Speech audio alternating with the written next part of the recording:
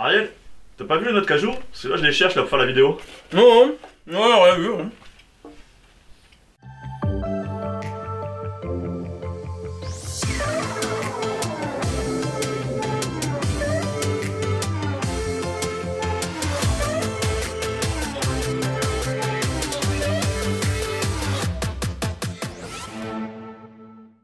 Bonjour à tous et bienvenue sur All Musculation, c'est Jean. C'est Ariel. Et donc dans cette vidéo on va parler de la différence d'utilisation principalement, éventuellement de choix aussi, de goût et de prix, tiens d'ailleurs tant qu'on est chaud, entre amandes, tant qu'on est chaud, noix de cajou, mélange étudiant et ce qu'on n'a pas mis là, cacahuètes. Non mais bouffe pas tout quand même.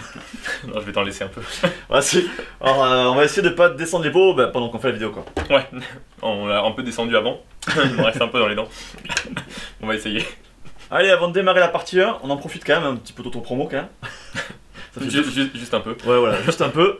Et donc, ce sont des nouveaux produits qu'on a dans notre gamme. Comme vous voyez, au magnifique logo AM Nutrition, on les a sortis en 500 grammes et 1 kg. Ouais. Et donc, j'enchaîne sans transition. Partie 1, quel est le but de ce type de produit? Eh bien, c'est d'apporter... D'aliments même d'ailleurs. D'aliments, oui, c'est d'apporter des lipides de qualité. Alors, c'est pour ça qu'on ne propose pas de cacahuètes. D'ailleurs, on a déjà fait une vidéo sur le bord de cacahuètes. Et c'est moins pertinent pour ça en tout cas. Même si c'est excellent.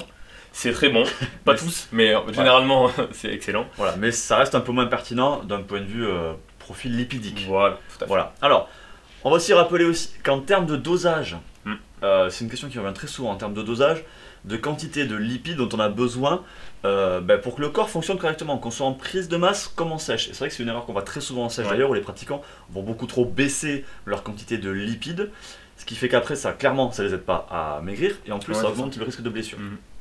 Donc, basez-vous sur au minimum 1 g de lipides par kilo de poids de corps. Attention, je ne dis pas 1 g d'amande, de cacahuètes ou autre, ou d'huile.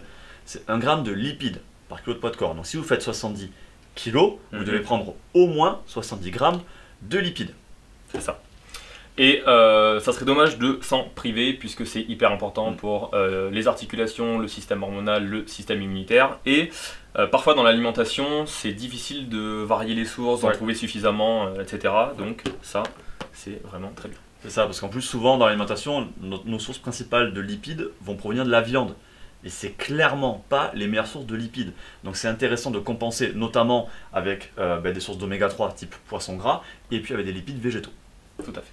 Alors, ce qui est bien aussi avec ça, c'est que c'est une façon facile d'apporter des calories en plus.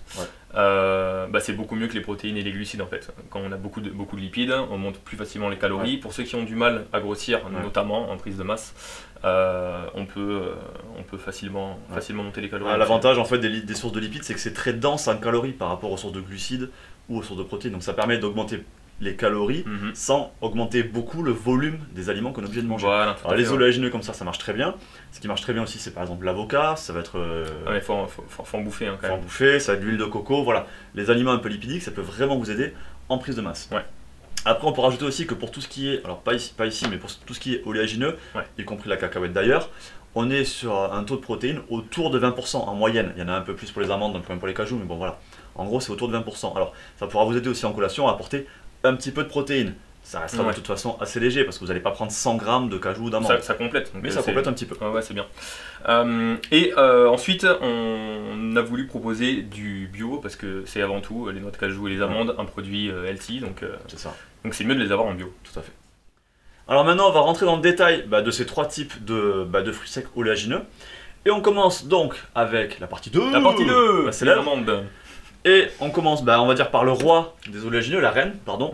Les amandes, pourquoi c'est la reine? Tout simplement parce que c'est le meilleur profil lipidique, en tout cas elles ont un meilleur profil lipidique que les noix de cajou et les amandes, notamment au niveau des oméga 3, et en plus, que les noix de cajou et les cacahuètes, voilà, et en plus elles sont moins chères que les noix de cajou. C'est ça. Et en plus du profil lipidique qui est intéressant, c'est carrément le profil nutritionnel qui est super bien, puisque c'est riche en fibres, en vitamines, magnésium, potassium, etc. et en protéines végétales.